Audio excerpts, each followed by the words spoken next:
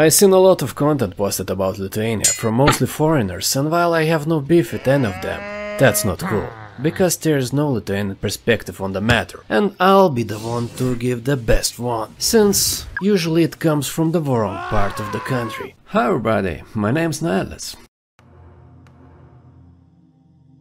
I'm known YouTuber. Noeliukas 300 video jau sukurta, tikrai labai geras kanalas, apie jį jau taip pat kalbėjau. Šiandien 9 mėnesiam peržiūrėjau visus Noeliuko šauktinio dienoraščio vidus. Koks jam tas kailis, Noeliukas ar kažkoks? Aš biškai net nelabai suprantu, kas čia vyksta, by the way. Voiceover artist and furry artist. All of these professions that make decent income.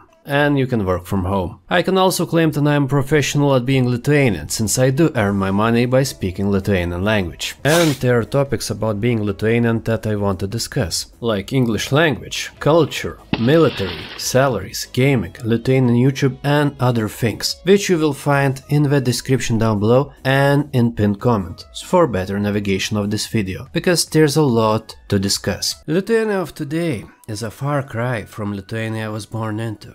And I will explain from my subjective perspective a lot of things. Lots of people abroad still have this stereotype that Lithuania is some poor and decrepit place, as it was in the 90s. Unfortunately, yet another 30 years have to pass to change this view. At the time of this recording, I'm 34, and I'm 1 year younger than Lithuania is independent. Lithuania is independent for 35 years, and I just need to add +1 to my age to find out. So it's quite easy. And you see, I'm from that lowest generation cohort by size called independent generation. Or for you, American generation system, millennial. The generation that killed everything. In Lithuania it killed marriages, it killed children and responsibilities. You know, they stop drinking alcohol, doesn't have children, they have dogs, and they're at fault that they are born at all. When I was born, there was this thing called Wild 90s.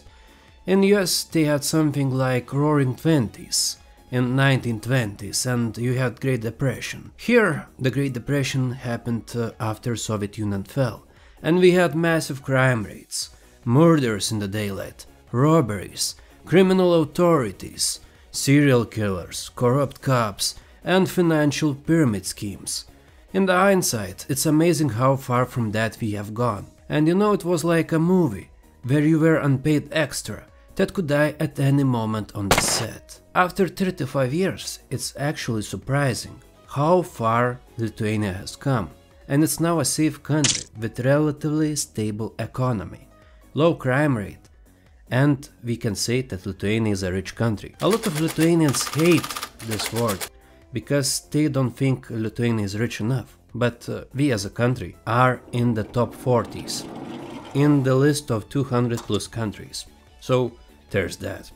What I like about Lithuania is that it's not overcrowded, it has cozy places, the nature, the air quality is good, we get paid decently, well, in comparison, and it's a nice place to live, that has improved tenfold during my own lifetime. And as a Lithuanians, we have never lived as good as this before. There are a lot of people who like to complain, but as we say, čia Lietuva, čia lietus lyja.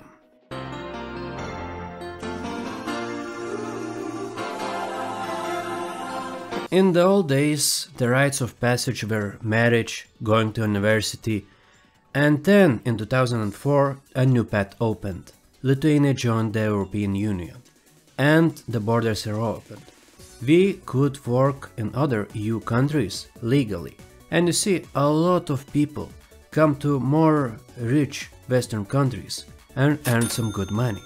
They erase their debts, they come with new views, new experience, and I myself was one of those people. When I was 19, in 2010, the general consensus in Lithuania was that the education here sucks, the life here sucks, see the world. And I actually did. It was one of the best decisions I have ever took in my own life. And I lived in Denmark, US, UK, Irish Island, Northern Ireland, Germany and other countries. I spent 8 years in total, and it allows to compare and contrast some things. Those that I took myself for granted, like clean streets, fast and always available internet, reliable public transport, clear skies, and other things. Also, I have to mention that a lot of criminals left Lithuania in search for better opportunities, and they earned reputation of quickly finding bugs in the system and being good at stealing your cars. So, there's that. During recent times, a lot of people came back, and the experience they had abroad helped to create them businesses and make Lithuania a little bit better place. Of course, Lithuanian problems are the same as everywhere else in the world. Low birth rates, aging population, young people who can't buy their own place. You know, no privacy, no babies, smaller population, bigger taxes. Cycle repeats. Also, we have very good maternity leaves and maternity payment system. It's really generous. But as our payments are low, the payouts are also low. While Lithuania is a rich country, we are in top 40s. But geographically, we are near top 10 countries like Finland, Sweden, Norway, Denmark. Comparison, as they say, is a thief of joy. So, we live good. But people that live nearby live better. Like we are Jon Snow, you know, Game of Thrones. We are like in the family, but not really. White, but not quite. Speaking about foreign languages, if Lithuanian is asked a question how many languages he does speak, he doesn't include his default language, like he doesn't include Lithuanian. So he will answer that he speaks 2 languages. For example, most popular combo is English and Russian, or English and German. Because the context is that when you ask this question, it's always implied that you ask for foreign languages. So most Lithuanians at minimum can speak 3 languages. But a lot of people don't speak Russian and can't understand it. Because some people think that we speak Russian by default. No, it's a language we are taught. It's a foreign language. Speaking of English, in schools starting from 2nd grade, we are taught British English. Well, I was taught British English, the one where pants meant underpants. Cookies were called biscuits, and the word color was written with extra letter, U. And during my time at school, in 2005, there was this thing, it was new, called YouTube, and it came with a lot of American people. And before, there was this TV channel called Cartoon Network. It had these programs like Dexter's Lab, Cow and Chicken, Billy and Mandy, and others in American. So I learned English from that channel and reading in PS1 games like Final Fantasy VII, Final Fantasy VIII, and Final Fantasy IX. The thing is that in Lithuania most people were taught British English, but we end up speaking American. And most people mix both versions. And you could say I have a lorry load of cookies and truck full of biscuits. People tend to use it interchangeably, so it caused some problems for me personally when I lived in Northern Ireland, because I use mostly American English. And in Irish Ireland it was okay, everybody understand me. But in Northern Ireland I had problems, and I had to explain myself really deeply so they could understand me. That being said, about 40% of people here speak English, and mostly it is younger generation, people under 40 years of age. Mostly the ones who grew up with internet and TV. Though I have to say a lot of people are afraid to speak this language because they are afraid that other Lithuanians will judge them, will put them on the cross because they speak with an accent. And I personally don't care about that, because I sell my accent on platforms like Fiverr. And if you want to order, you can hit the link in the description down below. Also, we have mandatory 2nd and optional 3rd languages. Mandatory 2nd language starts from grade 6, and it's either Russian or German. And as a 3rd language, I had French. 2nd was Russian. And French I speak kinda okay, but mostly I understand it. And I can fluently speak in English and kinda fluently in Russian, but there is this thing that I did not learn Russian by default. It was classes, and we had from grade 6 to grade 12. Lithuania as a country is divided into 3 parts. Lithuanian part, that is basically entire country except the capital, and the Russian part. What are the differences is that the rest of the country does not make as much as Vilnius itself. Vilnius is a city that lives 10 years in the future, and people there are more open and cosmopolitan. And the Russian part of Lithuania is the poor and underdeveloped part, which is usually used by politicians who try to do some populist things, like they claim that they lower taxes, and they mostly aim at that population, because those regions are really that poorly developed, compared with the rest of the country. Capital hate. In Lithuanian language we have this word, ant colony. It means an overcrowded place. We call that our capital, Vilnius. In many European countries, citizens do hate their capital. Lithuania is not an exception. While Vilnius people call their city G-spot of Europe, the rest of Lithuania call it an asshole. While it earns lion's share of the money, about 65–68% of entire country's GDP, and is 10 to 20 years in the future, basically another country on its own, we call locals either Polish or Portuguese. Polish because 100 years ago Poland occupied the city, and Portuguese because those people were explorers. Also, if you call man, a Portuguese person, it may imply that he might be a gay, homosexual, because Portuguese were known as explorers and explored many great things. Of course, you say Portuguese and Polish to Lithuanian people living exclusively in Vilnius, not with Polish people or Portuguese people who are actual. Of course, we have to clarify that nobody hates people from Vilnius just because they exist. It's just a playful banter, you need to know. Because sometimes we like to push on Vilnius people. Because, well, they're like assholes to us and they always seem out of touch. Now, the question is how you recognize person from Vilnius as a Lithuanian for Lithuanian part of Lithuania. They say things that are out of touch for most Lithuanians. In Vilnius, gross salaries are generally 1.5 to 3 times bigger than average. So while I had contract earning 75k, that already makes me upper middle class in Lithuania. Well, most of it. In Vilnius, that's just middle class. The rest of Lithuanians, Vilnius people are basically foreigners speaking their language.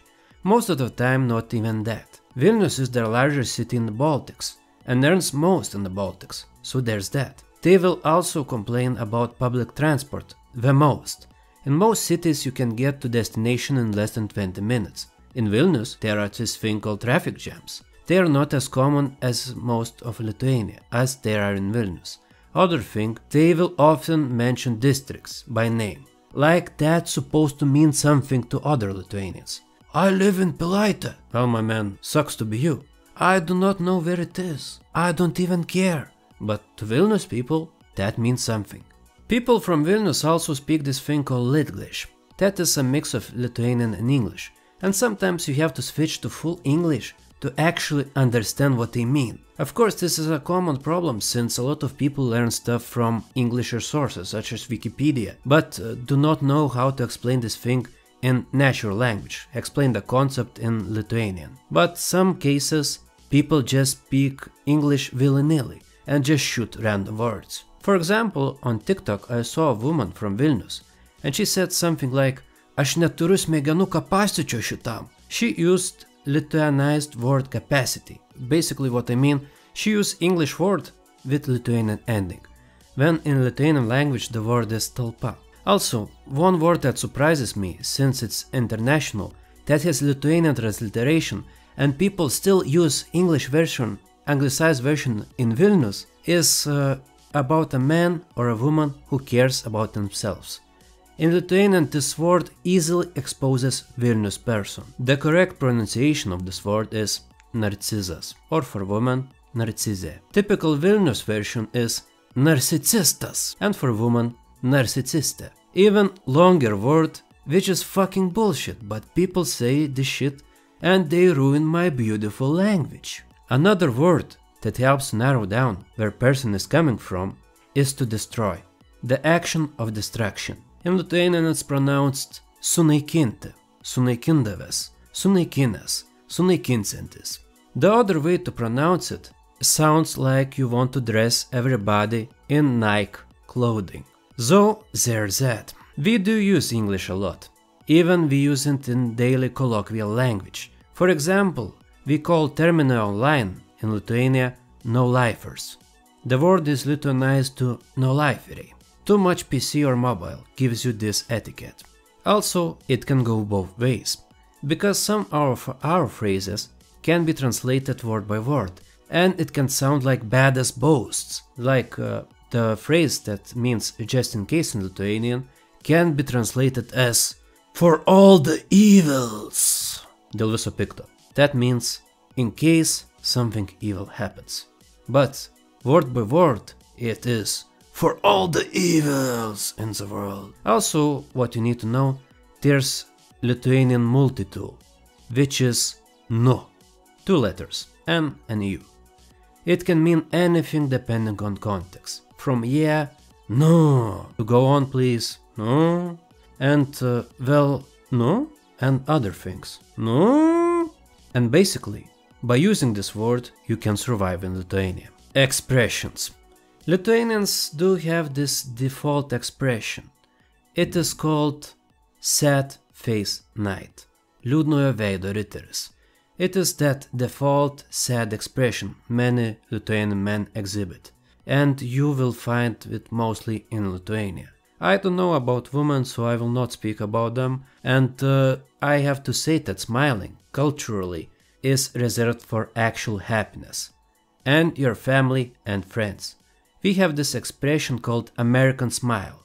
That's how we say that a person is artificial, not as generous, and he wants to stab you in the back. Cashiers and customer-facing staff are not required to smile, unless it is written in the rules of the establishment. They have their own lives to attend, and they are not your personal slaves. Small talk is a sign of disrespect, a sign of wasting your precious time, a sign that you like wasting other person's time, a time which the other person could spend with his family, with his friends, and you have to expect straight and to the point talks. You see, we like this thing called efficiency. And when somebody speaks out for too long, we ask them to give birth already. That's not rude, that is completely normal. In Lithuania, people liked this thing called brevity, making your every word count. We do not talk to each other just to talk, and we like to keep talking to a minimum, and that extends to our online interactions. For example, when I was living in Northern Ireland, what annoyed me the most was ending sentences with love. You look down, love. Is everything alright, love? Is it good, love? You look really sad, love. And no, there was this woman who always asked me that, and I in my head thought, what the fuck, woman? I was never inside you. Why are you calling me love? What the fuck? You know, in Lithuanian language words have meaning. If I don't care about you, and if I don't know you, I don't call you love, and I don't talk to you. In Lithuanian language, the word please, prašau, is not used as multitool like in the UK. It has limited usage with adults. With children it is unlimited, with adults it is not. And if you use too much, it may give impression that you consider the person you are speaking to be childlike at best, or complete retard, people with lower mental faculties at worst. Also, questions like how are you are not conversation starters.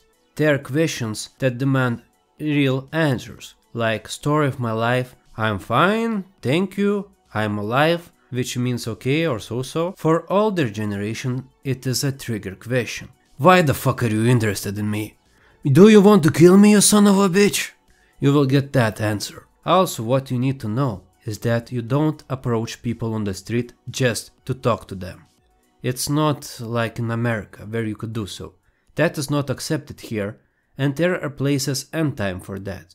For example, cafes or events like Comic-Cons or Game On. In the streets, unless you come with a mic and ask for permission, you will be dealt the same way as salesmen are, with pepper spray. One thing you might find strange is that we don't greet strangers, even if they are our neighbors.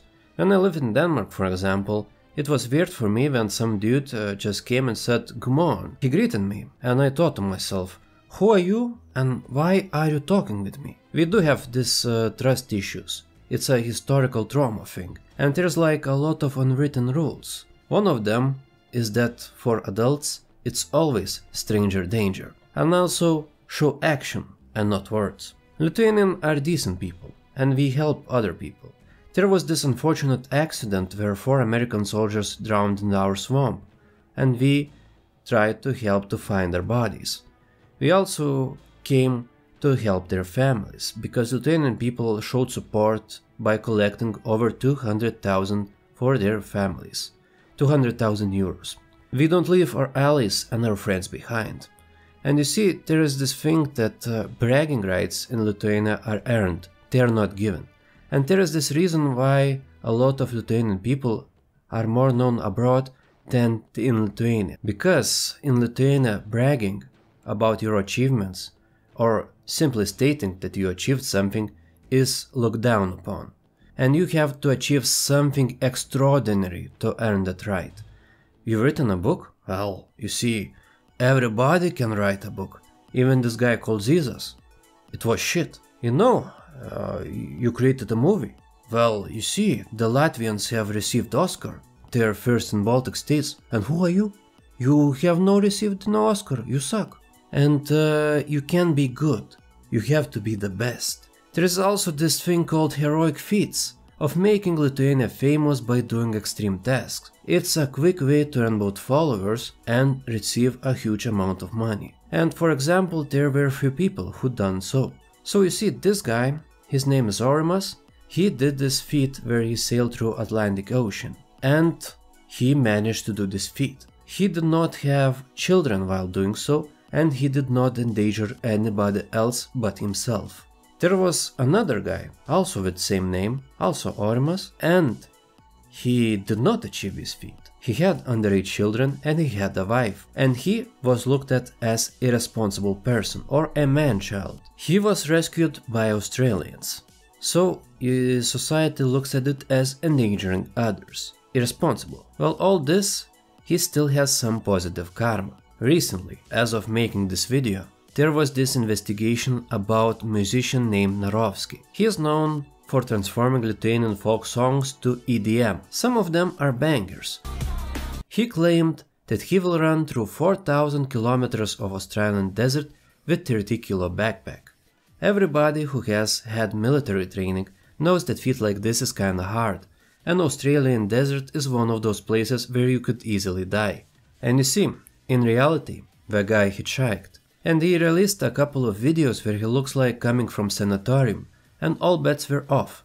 People online started to investigate it, and people soon find out that he was hitchhiking while taking donations. There was no proof of him running, no GPS tracking, no running routes, nothing. And people started really digging into it. And there was info that came from Australian resources like EOS Adventures that confirmed that he wasn't running. He was picked up and driven by them from one point to another. And he did not even pay for this ride, which is a big sign of disrespect. He ran away when he needed to pay up, and the guy ended the challenge claiming that he had health issues. And he lost so much reputation that people who he had collaborated with in music have declined to collaborate with him any further. And he might also face criminal charges. Society opinion on him is that he's a scammer, who from donations received a free trip through Australia. And you see, if the guy said that he will take any measures to travel through desert, it would be okay. But he clearly defined that he will run himself with 30-kilo backpack. He scammed Lithuanians from donation, and he scammed Australians for help. That is totally unacceptable. And can he redeem himself from being cancelled? Well, it's hard to say. Most people stay silent for like 5 years and then they come back, so maybe he can. But there's even a worse case. There was this joke character called Menedas. It's a stage name, and he was a failed singer, political oddball, and overall really strange guy. He did not do anything with Australia that we know of, but he claimed that he was collecting humanitarian aid for Ukraine, a nation that is at war right now. But he took the equipment, computers, phones, from businesses at discount, and he did not pay up. But that's not the worst part. He put the debts for this equipment on Ukrainian women who did not know anything about that. That happened. He tried to use the situation to have some fun with Ukrainian women. And he was creep, and his behavior was noticed, and he was reported. So it's broken trust, abusing people in the wrong situation, endangering lives of others, and at the end he fled to avoid the responsibility. And there was picture of him in Ukraine. Does he do something there? It's hard to say. But can he redeem himself? Not really. You see, the only way he can redeem himself is to die, because nobody speaks ill of the dead. Lithuanian culture has this weird mix of purity, modesty, perfection cultures, which from the side can look stupid. But as Lithuanians, we deal with it as a normal part of our life. Over the last 35 years, culture often clashed with reality. And there is a reason why our marriage and divorce rates are one of the highest in the world. There's also this thing that people who are popular abroad are not popular here. For example, I never knew who the singer Shirin David is. It seems that she's a daughter of Lithuanian woman. For most of Lithuanians, she's literally woo. We don't know nothing about her. It seems that she's really popular, but her name means nothing in Lithuania. Other than that, we have famous services and products like Vinted, NordVPN, Omnisend, Deeper, and others. We are quite similar to Japanese people. Our language is pitch-shift accented, our birth rate is low, we are going to extinct, but the difference is that there are 140 million Japanese people and 3 million Lithuanians. Also, there will be a people that will cry about the low Lithuanian birth rate, but do nothing about it. So, there's that. I also have seen this question on the internet. Is it safe to be a Jew in Lithuania? As a person with Jewish ancestry myself, my grandparents were Jewish while they were alive, now they're just dead, I have to say that Second World War has ended like 80 years ago, and nobody in modern Lithuania is persecuting Jewish people. While there are those now people, they exist everywhere. There's also these questions about racism. What many don't know about Lithuania is that we did not participate in slave trade, and we were colonized by other white people called Russians, and later Soviets. A lot of people, mostly older generations, have never been in contact with a black person. And while Asian are more common, since Lithuanian men were conscripted to Soviet military and have interacted with Kazakhs, Uzbeks, and other nationalities of USSR, black people are still on usual side in most of Lithuania, and people will stare, and will stare a lot. Being stared is not racist, because people look at you as a sight. You know, like a Eiffel Tower, but alive. Unusual, but a sight nonetheless. In 1999 there was this TV show called Be Taboo, Without Taboo. One of the hosts was a mixed black Lithuanian woman called Greta. And since 2004, when Lithuania became part of European Union, intermarriages are more common, as is mixed kids. But for most people living in small cities or villages, there are a lot of people who have never traveled and never seen outside world. So for them, black people are something that is seen only on TV, like nature documentaries or documentaries about Africa. And you see, about staring, it's more out of ignorance than out of malice, ill will. Speaking about Asian people, we like them, and most people who come here are Filipino people. They are cool, they pay taxes, they try to learn Lithuanian, and they are of the same Catholic tradition. And we also had very cool TV host, who was Japanese. His name was Fumito Tomoe, and he interpreted Takeshi Castle to Lithuanian audiences. Dešinė, ne kairė, dešinė, va. Dabar tiesiai, taip, tiesiai. Nu, aš sakiau tiesiai. And his voiceovers interpretations are considered legendary here. Unfortunately, the TV studio which hosted this TV show had its archives burned in fire, and we have lost most of the footage. So the recordings and clips of his translation are kinda lost and really rare to find. You see, not a lot of people have this bright idea to record Lithuanian media of the time, so we don't have these records. And if you do, they are of really bad quality, because at the time consumer-grade equipment was not great, and it did not have the quality. Lithuanian salary, while median is not quite high, as in Scandinavian countries nearby, average person earns about 1.8 before taxes. That's 1.2k after, per month. And while it may sound bad, compared to 30 years ago, it's a significant improvement. For example, my dad, who is still working, during 1991, the years I was born, his salary was like 40-50 euros. That's like $50-60 a month. Now he earns 1.5k after taxes. And of course, Lithuanian wages don't satisfy a lot of people, since the prices are quite high, and Lithuania is a rich country. Rich with smart people. And average person in Lithuania is expected that he will provide 2-3 times as much as in the West. In US you have actors, crew, $1 million budget. Here you are expected to be an editor, camera operator, motion graphics guy, VFX guy, the film director, the set designer, and all of their guys, without having budget to match. And a lot of people found that if you are working for foreign companies or working abroad, it's easier, because you have less job to do and the load is easier. And also, you get paid more. There is this issue with toxic Lithuanian work culture. To break away from this, mine and younger generation has started working internet jobs. It's a blanket term for jobs that require skills like After Effects, design, video editing, 3D modeling, Fourier artists, and programming. Jobs that you can do online for clients, and you can earn more, and your salary will be comparable to Western counterparts. And you also don't need to leave the comfort of your own house. For most of these jobs, there are no vacancies here in Lithuania, and it's easier to find abroad, mostly remote, because in the employment of Lithuanian company, it is expected that new guy or gal will be broken in by older experienced workers. You see, imagine like humiliated.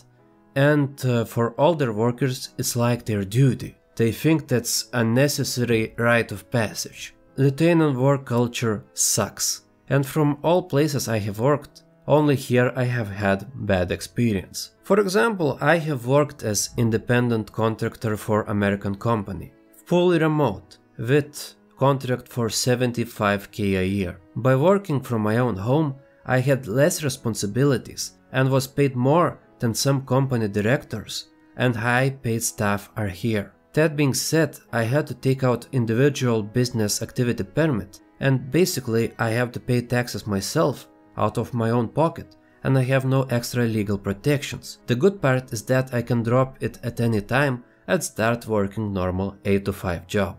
I pay 15% income tax and have a mandatory health insurance tax.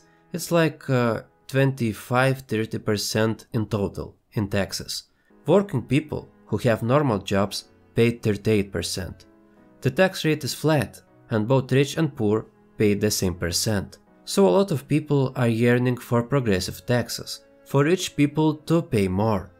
To pay less taxes you have to work with foreign countries, preferably outside EU, like USA or Israel.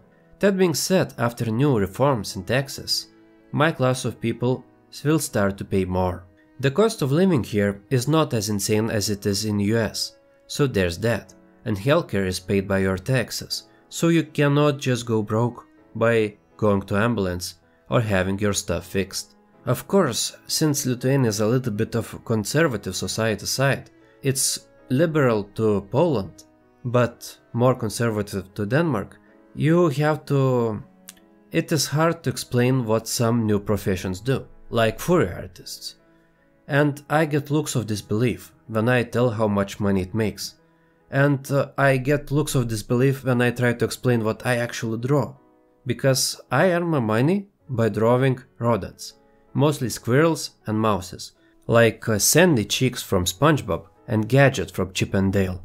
And they pay money for that? Yeah, they do, and they pay a lot. And there's also these AI bros who always try to say that video editing is dead, design is dead, programming is dead, drawing is dead, and so on. And even they say, but you know, the AI can make it faster, and they make more of them. Yeah, of course, they can make AI slop at any time. I don't argue with that. The thing is, people pay for this, and they pay for the artists. You see, in Lithuania it's a weird thing because artists are supposed to be starving, but furry artists, they make money. And surprise, surprise, but a lot of them I have met through my service in the military. Other question is where Lithuanian people buy tech. For buying stuff like electronics, GPUs, HDDs and stuff, we usually buy it from Germany, Mind Factory and Amazon. Even with transportation costs, it can sometimes cost less and be cheaper because we have a European warranty. And it is free shipping because it's in EU. And you see, there's this thing like piracy tax in Lithuania, where you have to pay more for stuff that has storage, where you can keep your files. For example, I wanted to buy 24 terabyte hard drive, and with Lithuanian taxes it would be more expensive, so I bought it from Latvia. I saved like 70 to 100 euros and did not have to pay this piracy tax. So it is a lot cheaper to buy computer components from abroad.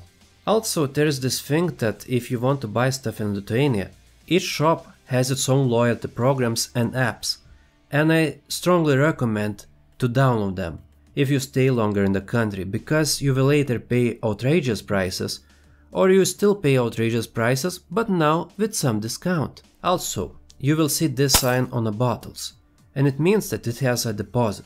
By bringing it back and delivering this bottle to the machine, you will get 10 cents back. And it's one of the ways we recycle plastic. And this 10 cents payment means that you can take the bottles and earn some money. And one dude has even made series on YouTube which was called Homeless Survival, where he did this challenge by collecting bottles and taking them to the delivery point as a homeless person. Sadly, he had to quit this challenge because it damaged his mental health and he stopped YouTubing as of this video. But the thing is that some people make a living by collecting plastic bottles and delivering them. Also, you can take not only plastic but also the cans and the glass bottles. They also collect. Other very important question is, can you survive in Lithuania without a car? And the answer to that is yes, as long as you live in bigger cities. Vilnius, Kaunas, Klaipėda, Šiauliai and Panevėžys all have reliable buses and trolleybuses with frequent schedules. It's cheap and efficient way to travel. As a person without a driving license, that is how I travel the most. And if you want a taxi, there's a ride-sharing app like Bolt, which is Estonian, and it has listed prices. Just beware. If you take normal taxis from airports, bus stations, they may charge you more for being a foreigner, like 2 to 3 times normal price, and keep that in mind, please. In Lithuania, as long as you live in bigger cities, you can fully survive without a car. Also, while in city the public transport is good, it's perfect, but between smaller cities it's really bad. If you live in the middle of nowhere, that nowhere being nowhere near big cities, you will have a hard time. Speaking about the internet, it's kinda cheap. I paid 20 euro for 2 gigabits of internet, and it's quite common to have fiber optics in cities, and it's coming to rural places as well. I have to say that I have the need to upgrade, since I need internet to work with the large video files, and games like GTA 5 downloaded about 10 to 15 minutes. It's also interesting how far we have come in this direction, because I remember at one point in my life, at around 2005-2006, there was this like switch flip moment, where internet went from slow and expensive to a lot faster and cheaper. And I remember there was this thing called data caps. You could not download certain amount of gigabytes per month. It was like 60 to 80. And a lot of younger people don't know what a data cap is. And I myself each month download about 15 to 20 terabytes of stuff. For video mostly. At one point in my life I even seeded like 2000 torrents at once. It was strange and it was weird how much stuff you could hold back in the day. Now everybody wants to film in 4K and you have to have big hard drives to keep all that information. After 2006, our internet infrastructure improved massively, and it came with a lot of advances in piracy and torrent technology, and since people demanded higher speeds to download their favorite TV shows and movies. And nowadays, people in Vilnius mostly use Netflix, its alternatives and Spotify. But even if they are from Vilnius, they at least have some decency to host a Plex server, so there's that. And by Jack Sparrow statistics, we, Baltics, are in top positions. But unfortunately, we, Lithuanians, lose to our brothers and sisters, Latvians and Estonians. They are cool people, we just don't understand them. But we like them and we like what they do. They seed very good. I will remind you that torrenting is legal if you download legal content. But if you pirate, you will not receive letters and fines, unless you do this on massive enterprise scale, like establish a pirate site, or as average user if you download local content. Then you will be fined. Local content that is made in Lithuania content is no for most Jack Sparrows. You will see in this video that I try to keep Lithuanian music to a minimum, because it is really copyright claim happy and they have a lot of agents to do so. Everything else, if you download that is not Lithuanian, is chill, because for police it is not considered a crime worth wasting their time. There was this case when Microsoft tried to sue Lithuanian people who downloaded Windows versions. They tried to sue them, but you see, because Lithuanian court has set fines, for Microsoft it was a deal below them, because in USA you could sue people for millions of money. And here the maximum amount of how much you can sue for piracy is capped around 57,000 euros. So that's not even $100,000. So Microsoft had to drop this lawsuit and go empty-handed. Streaming apps like Netflix are not as popular as they are in the West, because local piracy sites, which often provide Lithuanian dubbed, subtitled and voiceovered movies, have more than Netflix, and our Netflix is circumcised. It doesn't have the same shows it has in US version. If you are kind of person who enjoys paying fines, please drink and smoke in public places. If you don't, there's places for that. Smoking rooms for smokers and bars for drinkers. You do not do so in public places. Alcohol can be purchased from 21 years of age. And there is also a time mandated by law. Alcohol is sold every day until 8 PM or 20 in the evening. Weekends it is until 15 or 3 in the evening. We have this law because at one time Lithuania was a country with most drinkers. It outdrank Russia. Statistically, of course. But as I do not drink and I do not smoke, I cannot comment any further. While Lithuania is a safe country, there are rules. Act with common sense. No blink, no flex. Do not say that Lithuania is a part of Russia. Do not tell locals that crimes of Soviet Union are justified. They are not, and you will be fined. If you insist, you may sit in a jail. And they're not that hotel type like in Scandinavian countries. Do not wear any symbolism of USSR or Nazi Germany. You will be fined because both Nazis and Soviets are considered the same, criminals against humanity, and support and worship for these authoritarian regimes that killed a lot of people are fined. And if you really insist to be the most hardcore Nazism or communism supporter, you can also sit in a jail. As are people who deny the crimes like Holocaust or Holodomor. If you want to go to a theme park of Soviet Union where you want to worship these things, there's Grutas Park for that. Also, majority of Lithuanians support Ukrainian side in current war, and we show solidarity both in actions and words. So if you flash the swastika, you will be met with a punch to the face or a brick to the car. Also, you can be fined. Customer service. Lithuanian customer service is based on German model the most. Compared to American, where staff kiss ass daily, the staff can reply with the same energy, show no empathy, and have direct approach to the problem, if that problem is you. And there is protection for the staff, since we are workers and not slaves. To Americans it will sound bad, and they are not required to smile or greet people, unless it is written in the contract or rules of the establishment. In most places you can pay with cash, but cards are also popular with younger generation. And you can even donate to the church roof repair with cards these days. Or NFC if you like, and if you want, of course. Tipping in restaurants is allowed, but not required. If you like the service, it's at least 10% of the cost. But, as I mentioned, you can just leave it. If unlike me you like nature, I have good news for you. There's plenty of it.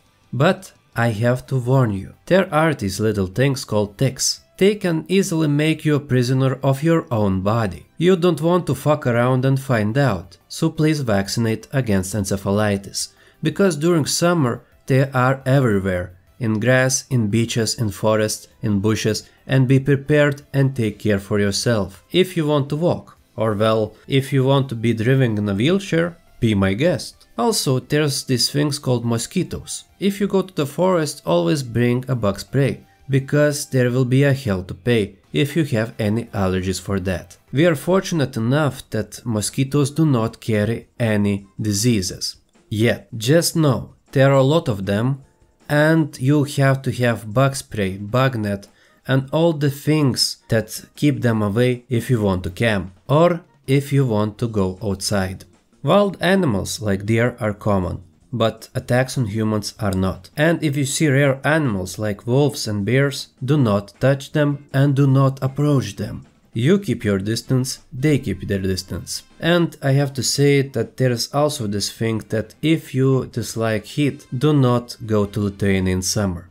Because unlike other places, like USA, AC units are not popular in Lithuania, because it's expensive and it is seen as a necessary investment, because summer only lasts for 3 months. So if you really dislike heat, be prepared to not have AC and prepare water for yourself. You can drink water from tap, it's safe, it's one of the safest in the world. Conscription and military service.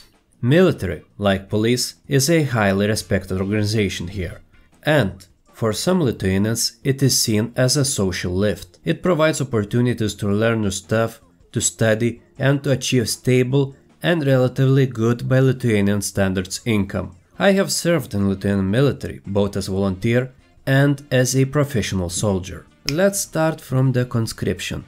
It lasts for 9 months, and it applies to males from ages 18 to 23. Previously it was 18 to 27, but age limit was lowered since older people have less motivations for military service because of families and mortgages they have taken. Women are exempt from drafts and mostly come as volunteers.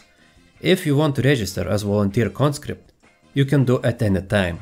The age limit is from 18 to 38. Also, if you don't want to be drafted, you can go to self-defense forces. They are called CASP. These people have jobs, and on the weekends they do their military training and are part of official military. They have less respect from professional soldiers, but that's because professional soldiers are a little bit show-offs and kinda retarded, but there's that. And there's also a civilian organization which is called Riflemen's Union, which is similar to previously mentioned organization, but they have to pay for everything, from guns to equipment, and have lower physical requirements.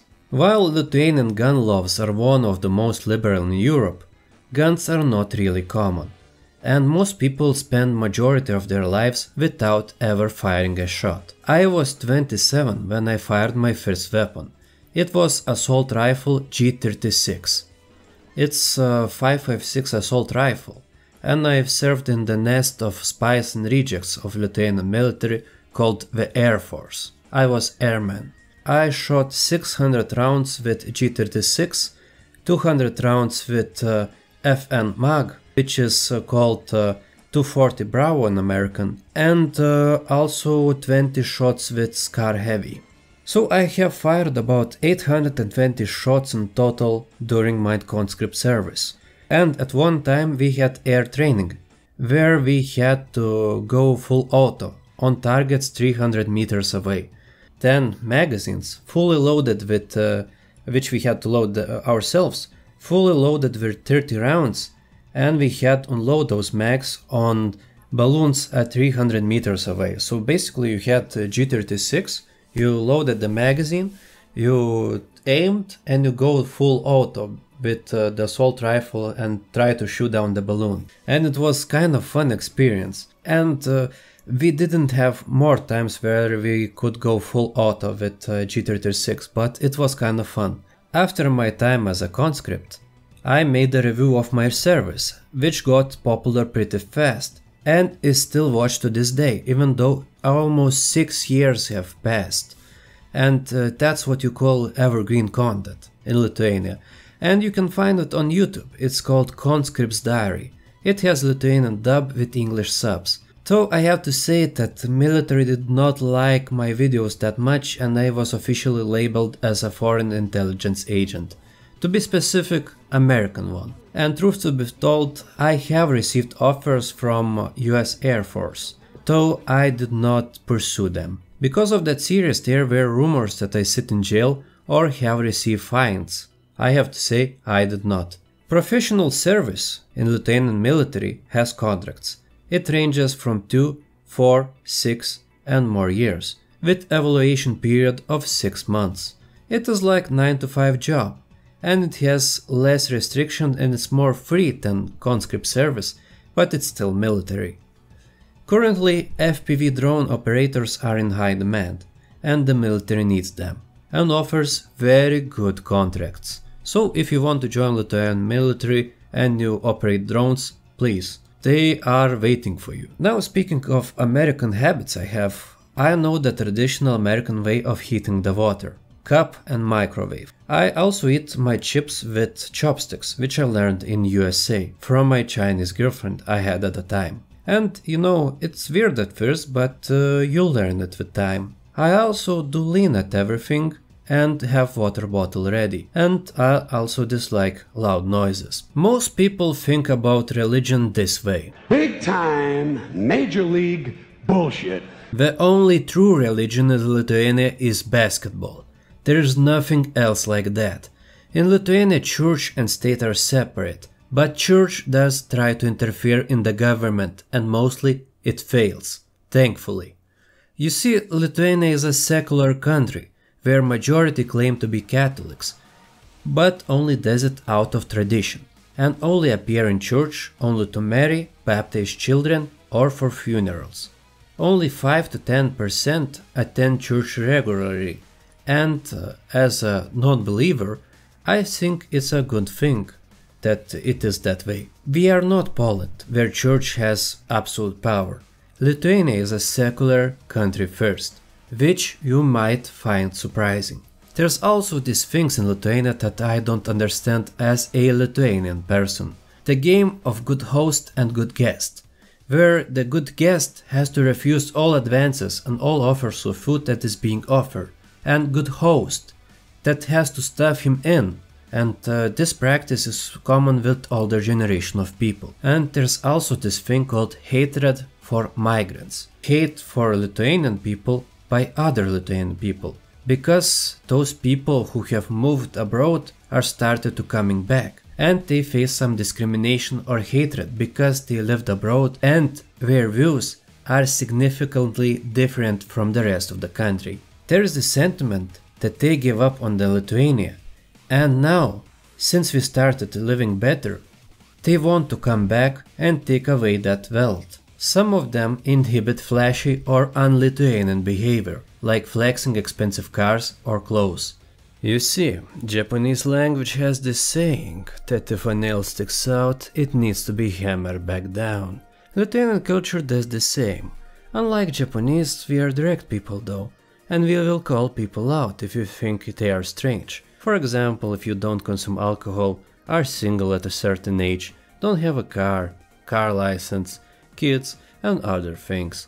All these things I have mentioned now make you stick out, and when you need to blend in.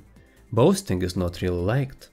There is this emphasis on steady, unseen effort over flashy displays. The main idea is that you don't draw attention to yourself. This is also one of those things that conflicts with today's reality. Luckily, this attitude will be gone in a couple generations.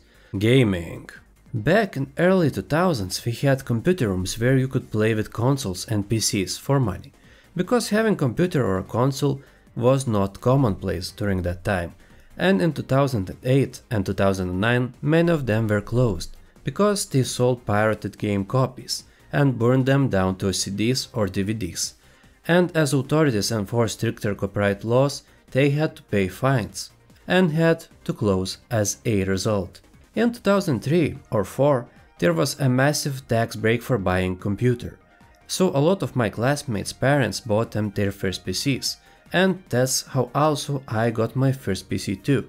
And with the advance of internet, PCs became main every man, every woman gaming platform in Lithuania, because it could do more than just play games, and it could also earn money and be used for work. It was a practical approach. The consoles at the time were called rich boy toys, because they had only one function and cost a lot in comparison to Lithuanian salaries at the time.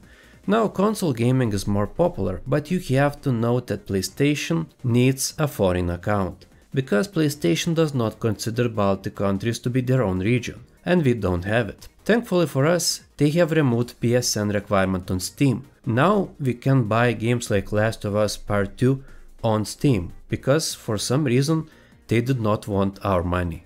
Nintendo was never popular here. Games like Zelda and others are things people have only seen or heard through foreign internet or emulation. Their only popular consoles were Nintendo DS and Switch. We have never seen SNES and 64 during the time they were available or popular in the West, because they cost arm and a leg.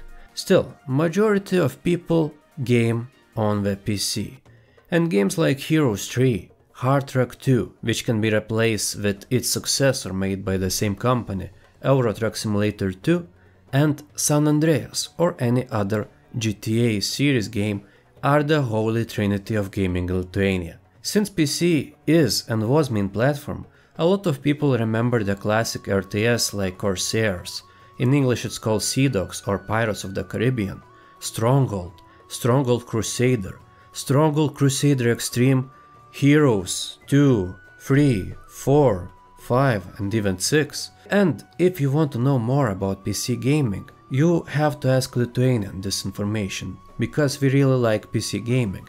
And of course most popular games are multiplayer and competitive like Counter-Strike and others. Do Lithuanians make video games? Yes we do, but there is an issue. We have smaller budgets, so mostly we do mobile games.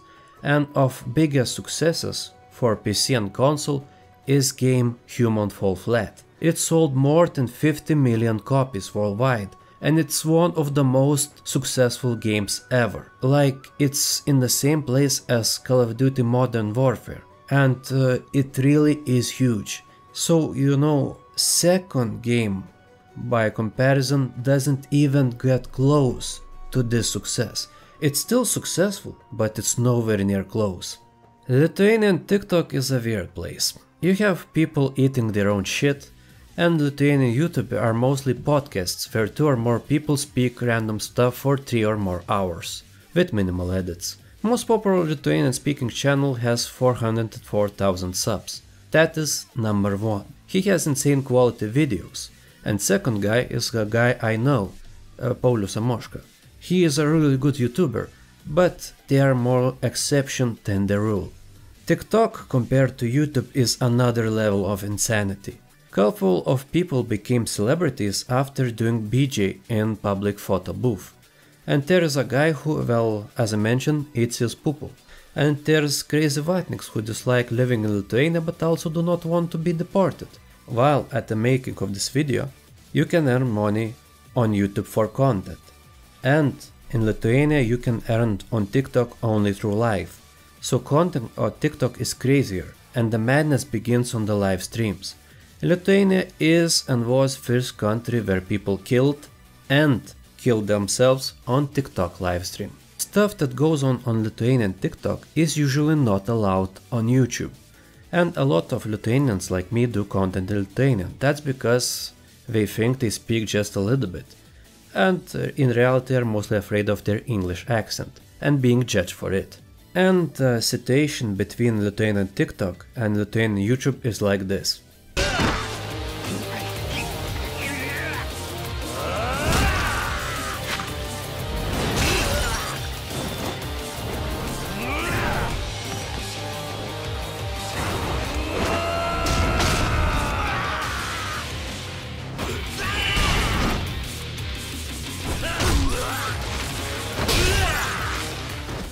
How much does YouTube pay, if you want to know? For Lithuanian content it's $5 to $6 per 1000 views. Well, at least to my personal analytics and niche. Because, you see, I make historical videos for Lithuanian audience. And they're long, people watch them, they have high retention, because it's topics people are interested in, like Iraq War, Vietnam War, there was Persian Gulf War, and North Korea. Really well performing videos. And they're still being watched because it's kinda evergreen content. And in Lithuania there's a lot of unmet need. But I, myself personally, do content on YouTube for better part of 15 years. Over the last 15 years. And my channel is at least 18 years old as of today. And I'm one of those mythical YouTube creatures that only appear once in a blue moon, so I'm one of those guys in the shadows, because I always voice over my videos and I want to put story first. I mostly do this as a hobby, because I have other activities that pay more money, and I earn about 250 per month on YouTube. And I know a person who makes like $1,000 each month. He makes a commentary style videos and he reacts to content, and he does his streams almost every day, so he makes at least $1,000 as a Lithuanian making for Lithuanian audience. Another thing with Lithuanian YouTube is that it's a lot harder to earn views, unlike TikTok. Because of cultural reasons, a lot of people do not usually comment, unless it's something extraordinary or it is a rage bait.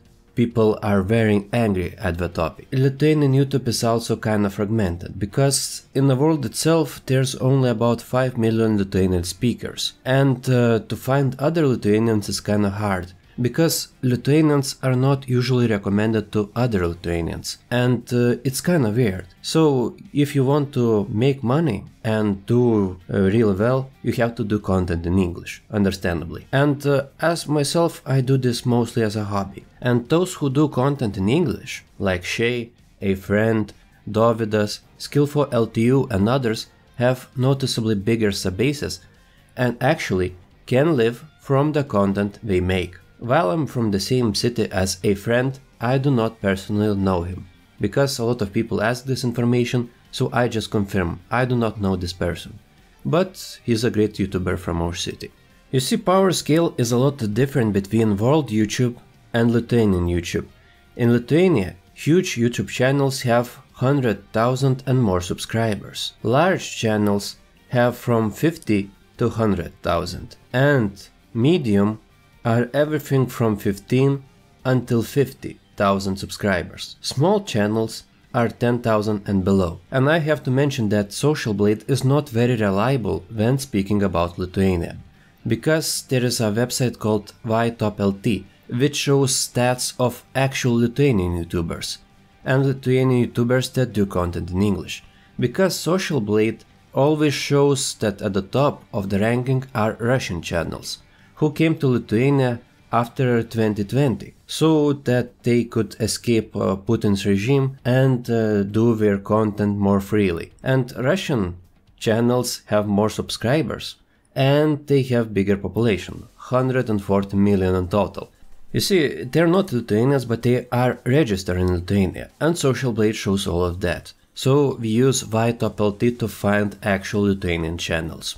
YouTube is an old website and there are a lot of Lithuanian YouTubers. Most commonly thrown around number is about 30k. While I cannot verify this number, there is a lot of people who do content. They are just not seen that often, or not seen at all. How popular is things like anime and manga? Really popular. Dragon Ball, Sailor Moon, Attack of the Titan, Berserk all are very popular here. Now, there's also this thing called language issue.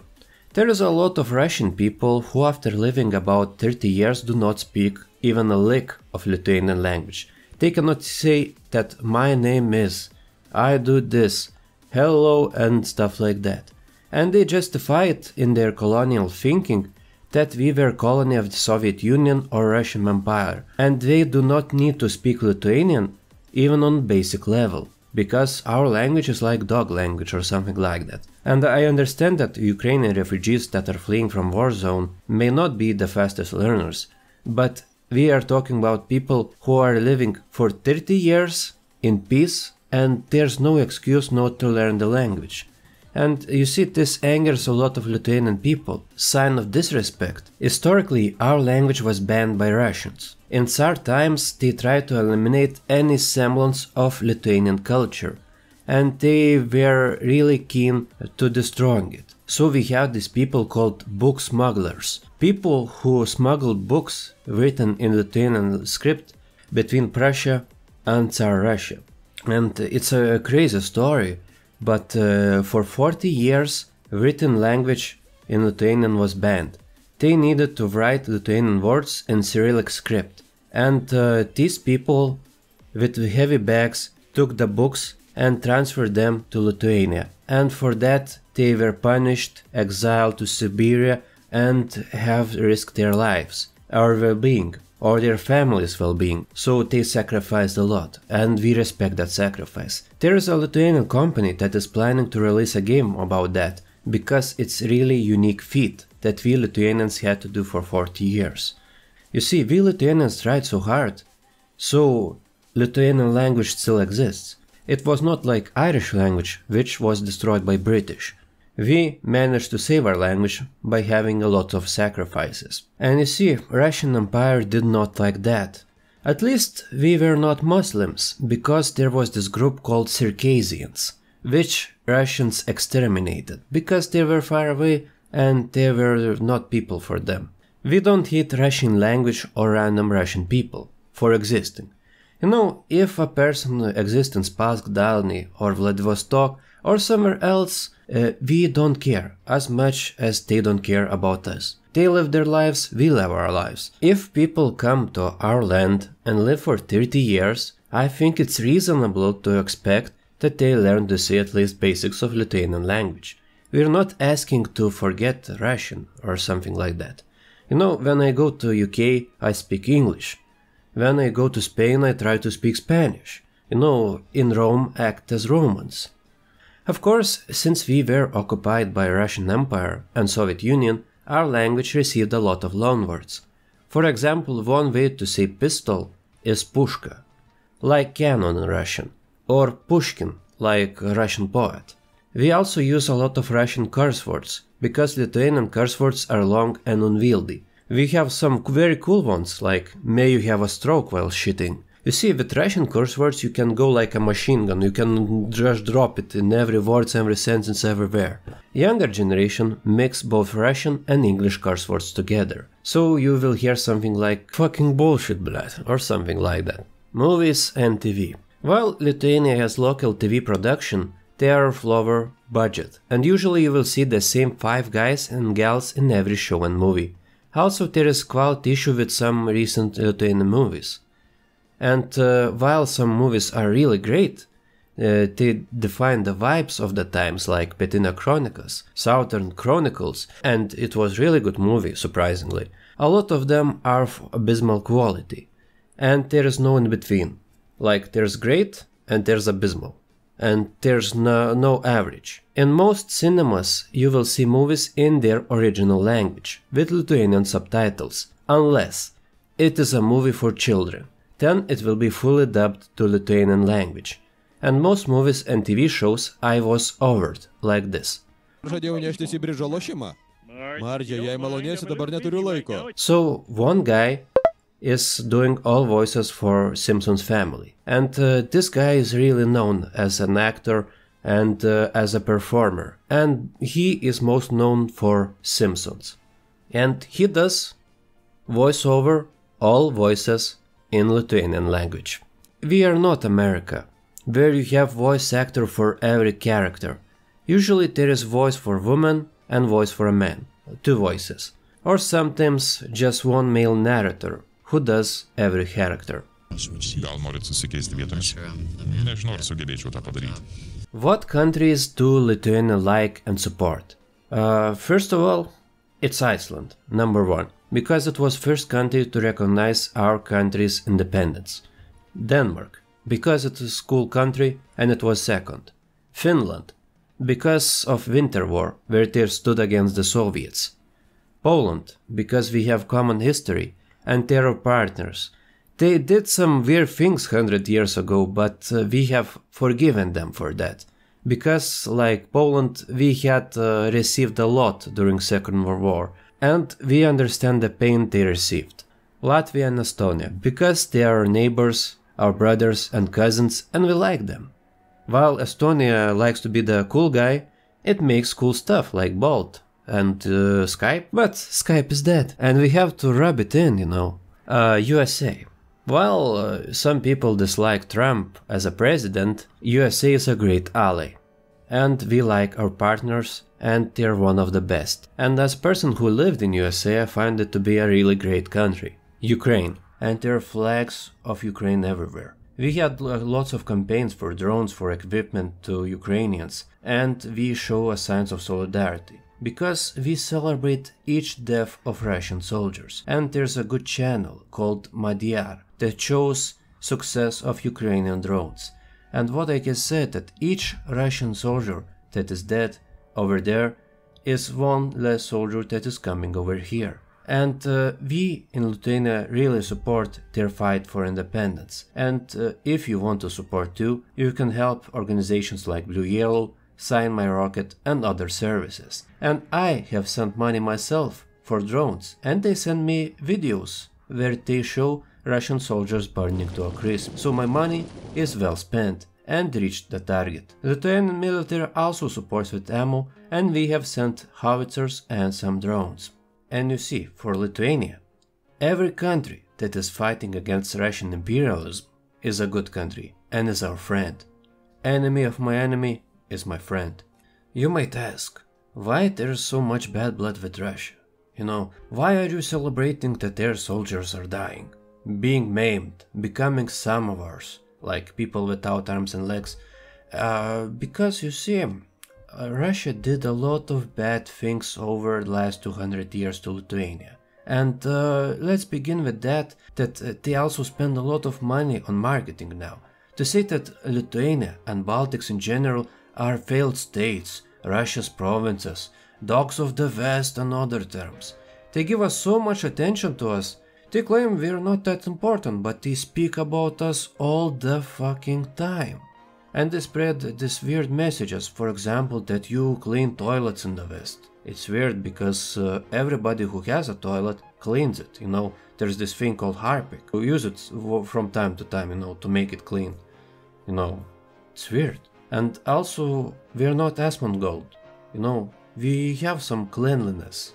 You had electronics in the past and now you make canned fish and something like that, even though Lithuania makes lasers and other high-tech stuff. But Russians really spend a lot of money to say that we failed. But average person here lives better. And we have no natural resources. Russia has so much of everything, but it just needs to keep invading to other places, because they want more, you know. Lithuania is a failed state, we are all doomed. We will ask Mother Russia to bring us in, and you know, all of that. Also, they spend a lot of money on bots. The moment you write something positive about Lithuania, about Lithuanian military, for example, the guy that voices all characters in Simpsons, recently became a Rifleman Union member. and posted it on his own Facebook. The same moment it was flooded with bot comments that he belongs to USA and he received money from USAID. The same applies if you try to say positive things about living in Lithuania, or that majority of Lithuania supports Ukraine. Bots are used to distort the image, the view, and I think they are effective to some extent. Also, speaking about the past, Soviet occupation was very hard and brutal for us. We had this war after war, forced exile in cattle wagons, murders of Lithuanian people, suppression of Lithuanian culture, and you can tell us that the Soviet leaders were not maybe Russian like Stalin, but the main enforcers and the main language they used was Russian. So, as another added layer, we not only see communism as a failed thing, but we also see that it was a tool by Russian occupants to spread their culture and to eliminate ours. And because of the Soviets, we lost about 300,000 of our brightest people. And before that, there was Tsar occupation for 123 years. And we also suffered murders and exiles of our nation's pride and joy. So it's a lot of historical things. And now these people are mad because they cannot touch us, because we live better than them. We are in EU, we are in NATO, and we can do all the things we wanted to do, and they cannot claim their hands on us. So, there's that. And how about today? Well, we live better than ever. Not as good as Scandinavians, but one day we might come close. So that I have explained everything, it should be easier to understand Lithuania. And if there is something you wanted to ask from actual Lithuanians, please do so in comments below. Usually most of my content is in Lithuanian language, but you see, if you have any questions, I would be glad to answer them as Lithuanian person. And other thing I have to mention is that from time to time I have to try something new, and my English is getting kinda rusty because I do not speak that often, so take care. And as we say, šiandien, dabar. Kaip gaila, tu nesupranti.